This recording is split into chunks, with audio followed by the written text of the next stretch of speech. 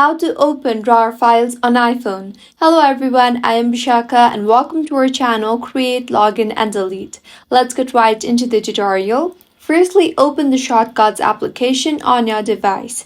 If for some reason you do not have the Shortcuts application on your device, then you can easily download it from the App Store.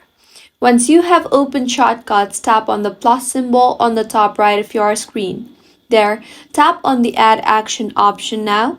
In the search bar you see Search for Files, and now under File Storage, tap on File option.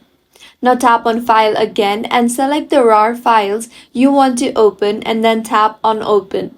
In the search bar again, search for Extract and tap on the Extract Archive option and then tap on Save File. Tap on Done now. Your shortcut has been created. Tap on the shortcut we just saved and now go to your home screen and open Files. Locate the files we just saved and now if you open the RAR files, the files will open. If you find this tutorial helpful, do subscribe to our channel. Thank you for staying with us until the end.